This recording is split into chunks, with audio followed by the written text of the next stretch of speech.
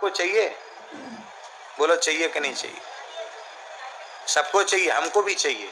हाँ, हम झूठ क्यों बोले? सबको चाहिए। लक्ष्मी माता है, माता की कृपा किसको नहीं चाहिए? सबको चाहिए। जगन माता है, हमारे ठाकुर जी की प्राणेश्वरी है, उनकी कृपा हमको क्यों नहीं चाहिए? हम ऐसे त्यागी बैरागी नहीं है जो हम अपने माता जी से विमुख हो जाएं। सबको चाहिए, लक्ष्मी जी की कृपा सबको चाहिए। लक्ष्मी जी की कृपा चाहिए तो इतने काम करना छोड़ दो। लिखने योग्य श्लोक है। कुचैलिनम दंतमलोपधारिणम बह्वासिनम निष्ठुरभाषिणं च सूर्योदये चास्तमिते शयानम विमुंचति श्रीर यदि चक्रपाणि। इतने दोष नारायण भगवान में भी आ जाएं तो उनको छोड़ के लक्ष्मी जी चली जाएंगे। हम तुम तो किस लाइन में? कुचैलिनम, जो सदा अपवित्र वस्त्र धारण करके रहते हैं उनको लक्ष्मी। गंदे कपड़े नहीं पहनना चाहिए, मैले कपड़े मत पहनो, गंदे कपड़े मत पहनो, साफ स्वच्छ पवित्र वस्त्र धारण करो। बुरा नहीं मानना, भारतीय वेशभूषा पवित्र है और पाश्चात्य वेशभूषा अपवित्र है।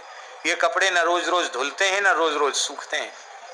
ये हम लोग जो पहनते हैं, महाराज जी पहने हैं, रोज स्नान करो, रोज धो दो, अचरा लंगोटी धो दो, सुखा दो, दूसरे दिन पहन लो।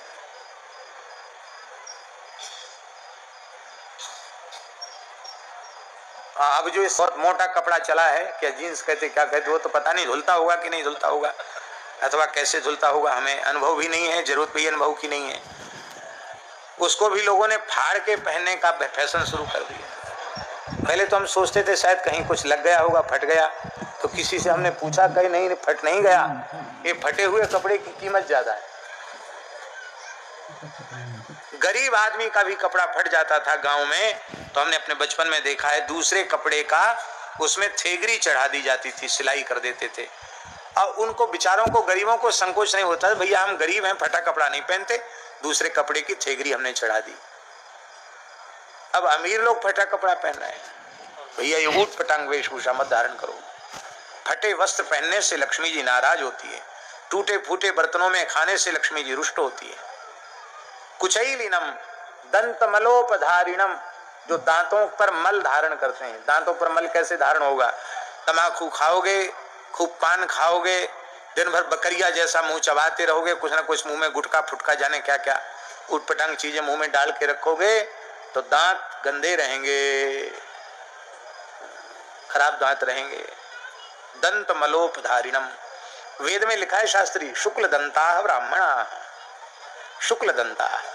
जो निर्व्यसन होगा वही शुक्ल दंत होगा, जो व्यसन युक्त होगा वो शुक्ल दंत नहीं हो सकता। साधक को निर्व्यसन होना चाहिए। कुचैलिनोपधारिणम बह्वासिनम, जो खूब ठूस ठूस के खाते हैं, उनसे भी लक्ष्मी जी नाराज हो जाती है।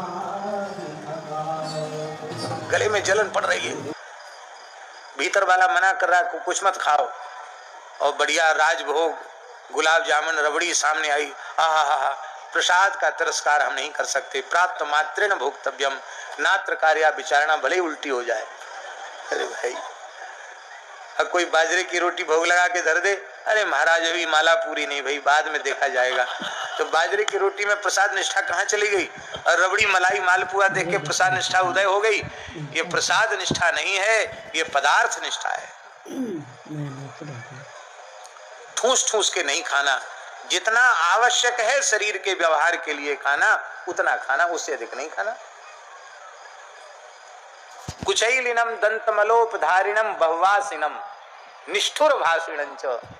बहुत से लोगों का स्वभाव होता है, वो बोलते ही ऐसे हैं कि बस मानो मीठा बोलना जानते नहीं, कड़वा ही बोलते हैं।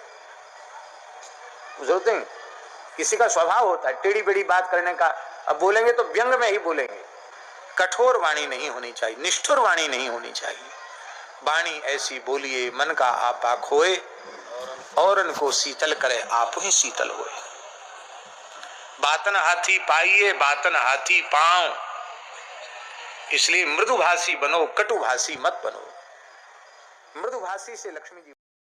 सूर्योदय और सूर्यास्त के समय जो शयन करता है, ऐसा काम यदि नारायण भगवान करें तो लक्ष्मी जी छोड़ के चली जाएंगी। सूर्योदय सूर्यास्त के समय बिल्कुल नहीं सोना चाहिए। ध्यान से सुनो, बीमार आदमी को भी सूर्योदय के समय सो रहा तो उठा के बिठा दो, महाराज जी कहते थे, बीमारी अपने आप कम होने लग जाएगी। सूर्यास्त हो रहा है, बीमार व्यक्ति होश में है, उसको उठा के बिठा दो, भैया सूर्यास्त हो रहा है, बैठ जाओ, टिक कर बैठ जाओ, अभी लेटो मत, पैर मत फैलाओ, संध्या का समय है।